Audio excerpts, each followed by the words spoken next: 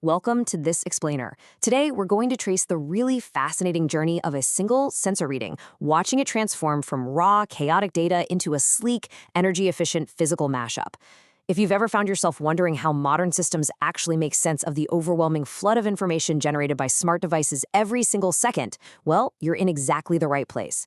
Let's get right into it. So here's the massive challenge we're up against. The physical world is just relentless. It never sleeps and it never stops broadcasting data. Whether we're talking about a temperature reading in a smart building, a GPS coordinate from a logistics truck out on the highway, or a voltage spike on a power grid, the data just keeps coming. Capturing this signal efficiently without completely overwhelming our networks and just drowning in the noise is literally the core problem of the Internet of Things. Here's the blueprint for our data refinery pipeline. We'll cover 3 vital stages. 1, capture and architecture. 2, memory and persistence. And 3, analytics and integration. Starting right at the very beginning with the hardware that faces the storm. Section 1, capture and architecture. Our systems are facing what we call the IoT data avalanche, and it hits us in 3 ways. First, the sheer volume. We're talking millions of records generated every day. Second is volatility. Data that's just sitting in temporary RAM is instantly wiped out if the power drops. And third, we have severe power constraints. Constantly transmitting all this raw data straight to the cloud, that rapidly drains sensor batteries. It really forces us to stop and ask, where should we safely store this signal? Well, the answer lies in architectural zoning. We simply can't send everything to the cloud. Instead, we have to use rugged edge nodes. Picture a heavy-duty industrial box mounted on a pole near a manufacturing plant to handle our immediate reflexes. Edge computing gives us low-latency, real-time control, filters the data locally to save bandwidth, and drastically conserves battery life. On the flip side, we save the massive, distant cloud servers strictly for long-term historical memory and heavy-duty analytics. Basically, the edge is for immediate reflexes, and the cloud is for long-term memory. Section 2, memory and persistence. Now that we've captured the data at the edge, we need to temporarily hold it before writing it to disk. You can think of these primary Python data structures as our storage tanks. When data hits our software, we have to sort it. We use lists for dynamic, temporary ordered readings, perfect for sequential stuff that updates all the time. We use tuples for unchangeable static data, like a fixed GPS coordinate that you definitely don't want accidentally overwritten. And we use dictionaries, mapping keys to values for instant device registries and state configurations. Now, to fully grasp why dictionaries are absolutely the best choice for IoT state configurations, we need to quickly look at the mechanics of a hash table. A hash table is a structure that maps an immutable key instantly to a physical memory address. This right here is the secret engine actually powering our dictionary storage tank. Let's compare a standard list to a dictionary. A standard list requires a slow, sequential search. It's kind of like looking at every single box passing by on a conveyor belt until you spot the right one. But a dictionary uses a hash function. It instantly drops the data into the exact target bin using a unique identifier, like a sensor's MAC address. It doesn't matter if your database has 10 devices or 10 million devices. The lookup time remains virtually identical. What's genuinely fascinating here is the physical consequence of our code in these constrained environments. Time literally translates to power. The hash table gives us O of 1 constant time, meaning performance doesn't care about input size. That saves precious battery life. Searching a list, however, relies on O of n linear time, where computational cost scales up right alongside your data volume. And high computational costs will literally overheat your systems and drain IoT battery power in no time. So remember, code efficiency is battery efficiency. But, as we know, memory is volatile. A sudden power loss at an edge node means all that data in RAM is just gone. We have to protect it by crossing the input-output gap. We do this by safely executing a file.write command to move the data onto a disk. And then, this is critical, we close that file using the .close command to prevent disastrous memory leaks. Think of this pipeline as a safety valve, moving data from volatile RAM through the pipe and into a secure external disk vault is what guarantees persistence. If we forget to release those resources using that close command, we get memory leaks and totally corrupted sensor logs. Doing this properly ensures our temporary memory actually makes it safely into persistent storage between sessions. When it comes to formatting that saved data, we're generally looking at 2 structured architectures.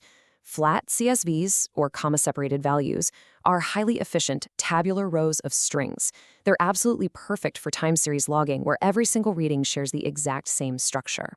On the other hand, we use hierarchical, nested JSON structures. Because JSON maps directly to Python dictionaries using nested key value pairs, it's become the absolute gold standard for communicating across devices and handling API integration. Section 3, Analytics and Integration. Our data is persisted safely to disk. Now it's time to extract some actual intelligence. Welcome to the Analytics Refinery. This is where we crack open that persistent storage vault and actively transform all those stored zeros and ones into actionable insights. And our primary tool for this heavy lifting? The incredibly powerful Pandas library in Python. Pandas gives us an amazing tool set. It essentially acts as a high-performance in-memory spreadsheet. It handles two-dimensional labeled structures, seamlessly manages heterogeneous data types, meaning we can mix text, integers, and timestamps all together. And the real magic? It's powered by underlying C code execution through NumPy. That gives us massive computational speed that raw Python just can't match on its own. Just look at how beautifully organized this data frame engine is. We have different, heterogeneous data streams, like temperature, humidity, and voltage, perfectly aligned side by side. The thing that locks them all together is a strict date-time index. This lets us precisely compare complex variables at the exact same moment in time. The very first stage in our analytical refinery is almost always compression. Sensors spit out high-frequency, noisy data points with really chaotic timestamps. But using the Pandas datetime index, we can run a resample command. This instantly compresses all that chaotic daily volatility into stable, structured hourly averages or even monthly trends. It dramatically strips away the noise to reveal the true underlying signal. Next, that data drops into the transformation funnel. And let's face it, real-world physical data is messy. First, we hunt down missing data, deciding whether we need to impute values or just drop those null sensor readings entirely.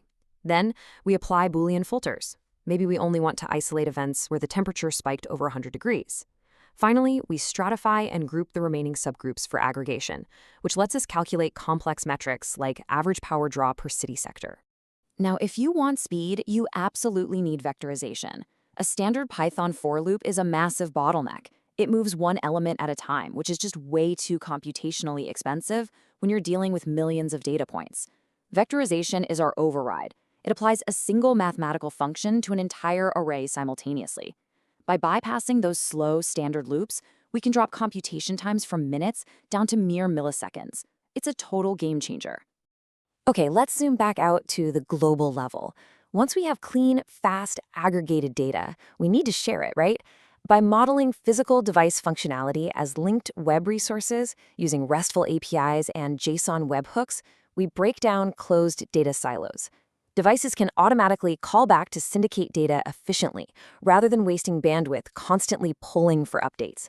This is what transforms isolated systems into a fully integrated web of things. We achieve the ultimate architectural synergy through something called the federated edge. By fusing local database storage with edge-based analytics, we can actually train artificial intelligence models locally. The edge node then sends only the global model update, the intelligence itself, to the cloud, not the raw data. This preserves strict privacy for the raw data and virtually eliminates massive network bandwidth consumption. The final, real-world product of everything we've talked about today is the energy-aware physical mashup. We've extracted raw signals, stored them perfectly, refined them through vectorization, and syndicated them across the web. The result? A seamlessly integrated network that unites smart agriculture, heavy logistics, and smart city infrastructure into a single, actionable dashboard. We are creating physical environments that actively adapt to their energy consumption in real time. So, we've followed the data all the way from the chaotic physical world up to a globally integrated dashboard. Now that you understand the mechanics of the IoT ecosystem, from optimizing edge versus cloud zoning, right down to Pandas data manipulation and federated learning, the big question is, how will you apply these architectural choices to refine the data avalanche in your own industry? Thanks so much for exploring the data refinery with me today.